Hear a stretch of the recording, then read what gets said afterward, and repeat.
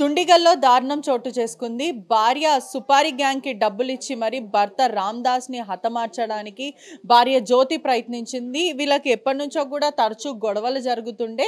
ఒకవైపు భర్త wine shop వెళ్తున్న క్రమంలో దాదాపు నలుగురు కలిసి దాడి చేసి బీర్ బాటిల్స్‌తో హతమార్చడానికి ప్రయత్నించారు. నేను అన్‌కాన్షియస్ స్టేట్‌లో కింద పడిపోవడం చూసి నేను చనిపోయానంటూ కూడా సుపారీ గ్యాంగ్ అక్కడి నుంచి వెళ్ళిపోయారు. కానీ నేను మాత్రము దాని తర్వాత తీవ్రమైన దెబ్బలు తగలడంతో నేను లేచి పోలీస్ స్టేషన్‌కి హుటాహుటిన ఆ రక్తం మడుగులో అలానే వెళ్ళి పోలీస్ స్టేషన్‌లో కంప్లెయింట్ ఇచ్చాను. నా భార్యనే నన్ను చంపాలనుకుందంటూ కూడా భర్త చెప్పుకుంటూ వస్తున్నాడు. నమస్తే, ఏం జరిగింది అసలు? నేను ఇంటికాడ ఉంటే నా షాప్ దగ్గర పిలిపించింది. పిలిపించింది. ఫోన్ చేసి పిలిపించింది. ఎవరు ఫోన్ చేసినారు? అంకుల్కి కింద అంకుల్ ఉంటాడు ఒక అతను. మీకు నా ఫోన్ లేదా? ఫోన్ లేదండి నా దగ్గర. ఫోన్ లేకపోతే ఆయన పైన మా రూము ఆయనది కింద ఉంటుంది. ఫోన్ చేసి రామ్దాస్ని రమ్మని చెప్పేసి చెప్పింది. సరే మా భార్య ఎందుకు పిలిచిందో ఇంకా షాప్ దగ్గర ఒకతే ఉంటుంది కదా అని 9 o'clock టైం అవుతుంది మేడం. వెళ్ళాను. వెళ్ళి చాలాసేపు కాసేపు కూర్చున్నాను. కూర్చున్న తర్వాత ఒక అబ్బాయి వచ్చాడు బైక్ మీద. వస్తే కాసేపు అతనితో మాట్లాడింది. సరే మాట్లాడింది కదా అని ఇంకా తెలిసిన వాళ్ళే అనుకొని నేను కూడా అక్కడనే ఉండిపోయినా. అయితే అమ్మ నాకు జ్యోతి నాకు 2 రొట్టెలు పార్సల్ చేయని అబ్బాయి చెప్పాడు. అబ్బాయి చెప్తే అమ్మ మా భార్య ఉండి ఎక్కడికి ఎక్కడికి వెళ్తున్నారు మీరు అని చెప్పింది. అయితే నేను వైన్ షాప్కి పోతున్నా అని చెప్పింది. అయితే సరే మా ఆయన కూడా తీసుకెళ్ళు అని ఆమె చెప్పింది. అయితే నేను వద్దులే నేను తాగను. తాగమని తనే ఆ, ప్రేరేపించింది. ఇప్పుడు తాగమన్నది. వద్దు వద్దు నేను ఇంటికన్నా వెళ్ళిపోతా అంటే కాదు కాదు నువ్వు వెళ్ళు నా దగ్గర డబ్బులు కూడా లేవు అని చెప్పిన. అవసరం లేదు ఆ అబ్బాయి ఇస్తాడులే వెళ్ళు వెళ్ళు వెళ్ళు అని చీటికి మాటికి ఒక అర్ధగంట సేపు చెప్పింది వెళ్ళు నువ్వు వెళ్ళు. వెళ్ళారు మీరు. వెళ్ళాను నేను తాగను అవసరమైతే తీసుకొచ్చేస్తాను అని చెప్పిన. తీసుకొస్తానంటే కాదు సరే సరే తీసుకొని వచ్చేసి అని చెప్పింది. ఆడపోయినాక ఆ అబ్బాయి ఏమో కాసేపు అక్కడ వైన్ షాప్లో బీర్లు తీసుకొని 2 ఎవరికో కాల్ చేసిండు. ఏమైందన్నా లేట్ అవుతుంది ఇంటికి పోదాం అంటే నేను పనికి చేసి వచ్చి అలసిపోయి ఉన్నాను నిద్ర కావాలి కదా అని చెప్పేసి చెప్తే కాదు కాదు ఆగదు పోదాం ఒక 10 నిమిషాలు ఆగు 20 నిమిషాలు ఆగు అని అర్ధగంట సేపు అక్కడ నిల్చోబెట్టి కొంచెం ముందుకు వెళ్ళొద్దాం రోడ్ పేరు రోడ్కి పోదామని జంగల్కి అని చెప్పింది మేడం చెప్పాడు. సరే ఇంకా అలానే ముందుకెళ్ళిపోతే సరే ఇక్కడ చీకట్లో ఎందుకు తీసుకొస్తున్నామని కూడా చెప్పిన. కాదు కాదు ఇక్కడ కొంచెం తాగేసి వెళ్ళిపోదామని చెప్పి ఆ జంగల్లో తీసుకెళ్ళిండు ఆపిండు. బీర్లు కూడా ఓపెన్ చేసిండు. నన్నే ఎక్కువ తాగమని ఫోర్స్ చేసిండు. అయితే ఇదేదో తేడా కొట్టింది. అప్పటి నుంచి బ్యాక్ సైడ్ నుంచి ఓ 2 వ్యక్తులు వెనకల నుంచి వచ్చి ఇంకా కొట్టడం స్టార్ట్ చేశారు. ఆ అబ్బాయి వాళ్ళు ముగ్గురు కలిసి బీరు బాటలతో కొట్టారు. రాళ్ళు ఇచ్చుకొని బోర్లేసి కొట్టుండు. కొట్టారు. ఆ, ముగ్గురు కలిసి. ఎంతమంది ఉన్నారు? ముగ్గురు మేడం. ముగ్గురు కలిసి కొట్టారు. ఎందుకు కొడుతున్నారు మీరు అడిగిర్రా? నువ్వు అడగలేను మేడం అసలు బోర్లకేసి మీద కాళ్ళతో బ్యాక్ సైడ్ కాళ్ళతో దీంతో కొట్టడం స్టార్ట్ చేశారు. బాటలతో కొట్టడం రాళ్ళతో మీద కూర్చొని నెత్తి మీద కొట్టిండ్రు. ఇంకా చచ్చిపోవాలని చచ్చిపోయారని వెళ్ళిపోయారు అక్కడి నుంచి. చచ్చిపోయారని ఇంకో వెళ్ళిపోయారు మేడం. నాకప్పుడు సురా లేదు. కొట్టింది మాత్రం గుర్తు. దాని తర్వాత తల మీద బలంగా. ఎన్ని గంటలకు జరిగింది ఘటన? ఇది దాదాపుగా 10:30 మేడం. మీరు పోలీస్ స్టేషన్ వెళ్ళారా మరి?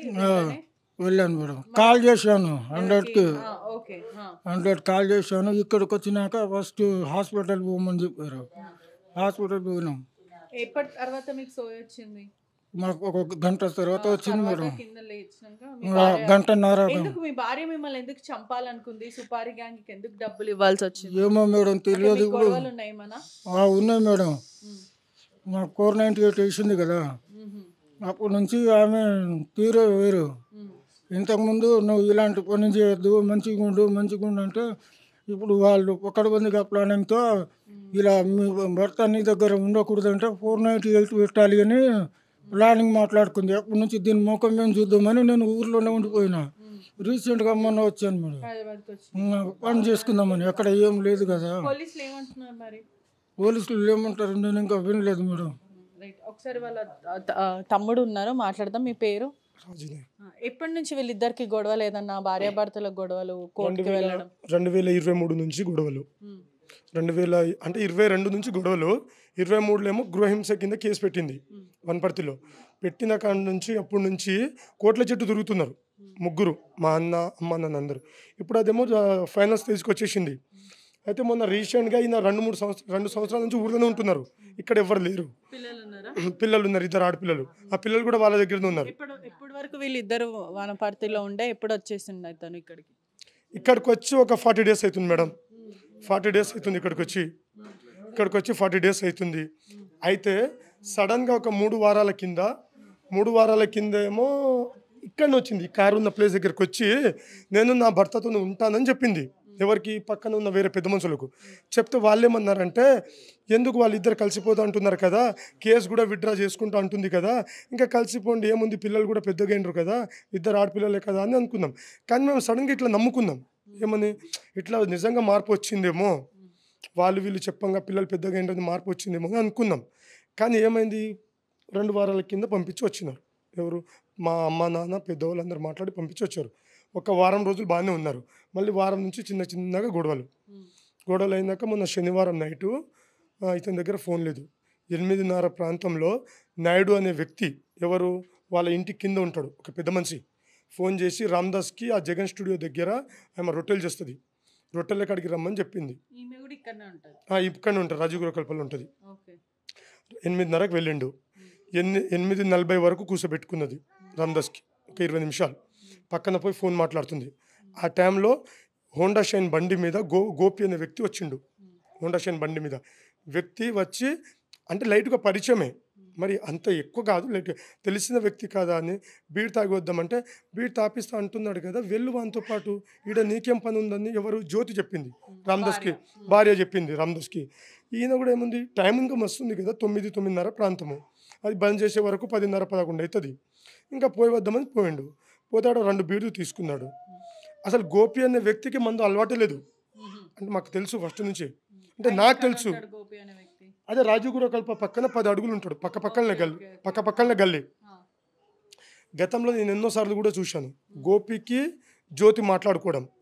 ఎందుకు, నేను ఇక్కడనే ఉంటాను కాబట్టి లోకల్లో, అది మనకు తెలియదు, కానీ మాట్లాడడం చూశాను నేను చాలాసార్లు చూశాను. భర్తని అడ్డు తొలగించుకోవాలి, ఇట్లాంటిది ఏదైనా ఉందా? ఇదైతే కన్ఫర్మ్, ఇది నిజం, ప్రియుడే. ఇప్పుడు లాగితే తెలుస్తుంది ఇక్కడ మేడం, గోపికి చేసి అసలు గోపికి మాకు అసలు ఎలాంటి సంబంధమే లేదు. ఈయన ఊర్లో 2-3 సంవత్సరాల నుంచి ఊర్లోనే ఉంటున్నాడు, ఇక్కడ కూడా ఉంటలేడు. వచ్చేంత 30 రోజులు అవుతుంది, 30-40 రోజులు అవుతుంది. నేను ఉంటా, నా ఫ్యామిలీ ఉంటారు, కానీ అమ్మ నాన్న రామ్దాస్ అనే వ్యక్తి మాత్రం 2022 నుంచి 23 నుంచి ఊర్లోనే ఉంటున్నాడు. ఇది ఏదో ఒక రోజు నాకు డేంజర్ ఉంది. ఏంటంటే ఇది ఎప్పుడు కొంచెం డేంజర్ క్యాండిడేట్ లాగా ఉంటుంది. దీని మీద గతంలో ఒక కేసు కూడా ఉంది, బాస్పల్లిలో దొంగతనం కేసు ఉంది, దీని మీద గొలుసు అంటే బంగారం దొంగతనం కేసు ఉంది దీని మీద.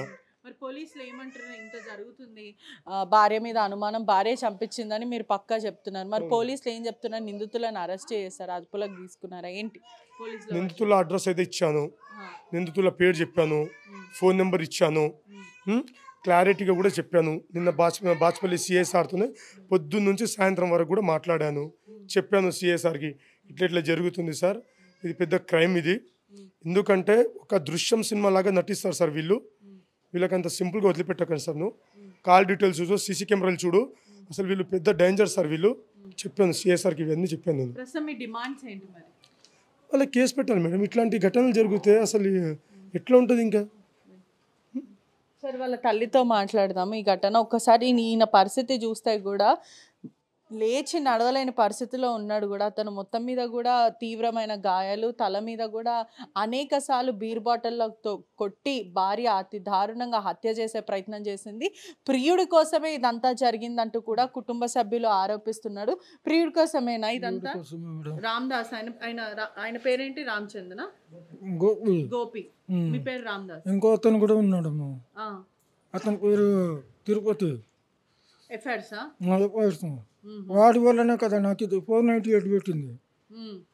నన్ను చంపించేస్తే వాళ్ళు హ్యాపీగా ఉండమని చూస్తున్నారు.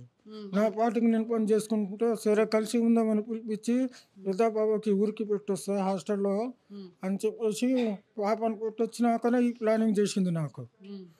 ఒక్క మంగళవారం రోజు ఆమె పోయింది. బుధవారం కూడా ఆమె మంగళవారమే రిటర్న్ వచ్చినా కూడా ఇంటికి మాత్రం 2 days తర్వాత వచ్చింది. ఇట్లా జరుగుతుంది.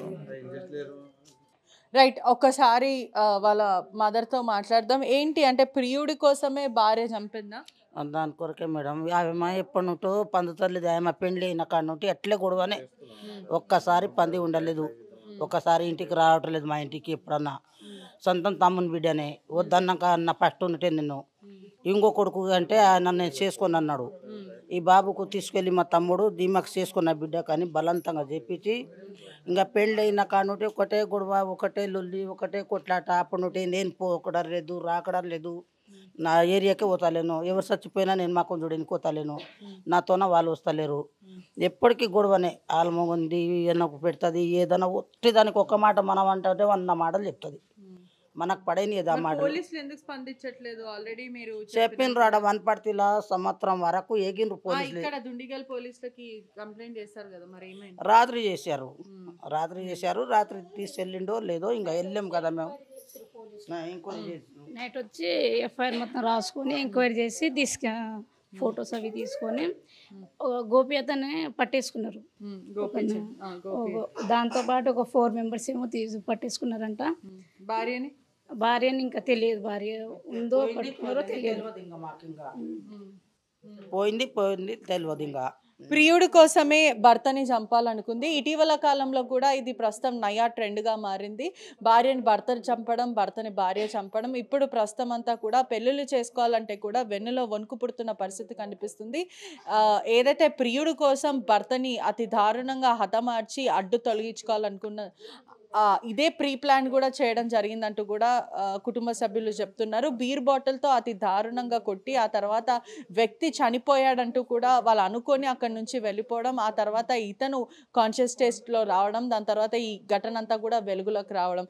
ఏదేమైనప్పటికీ కూడా ఇటీవల కాలంలో తరచూ హైయర్ రేషియో అనేది కూడా భార్యలు భర్తలను చంపడం ఇటువంటి పెరుగుతూ ఉన్నాయి. దాదాపు 700లకు పైన కూడా భార్యలు భర్తలను చంపుకోవాలనుకున్నారు. అదే కాకుండా ఈ సంవత్సరం అంటే గత 2 ఏళ్ల నుంచి చూసుకుంటే కూడా 3000 మందిని కూడా ఏదైతే భార్యలను చంపారు భర్తలను కూడా తెలుస్తుంది. మొత్తం మీద కూడా పెళ్ళిళ్ళు చేసుకోవాలంటే కూడా అసలు పెళ్ళి అవసరమా అనే విధంగా అయితే ప్రస్తుతం సొసైటీ మారిపోయిందనే చెప్పొచ్చు.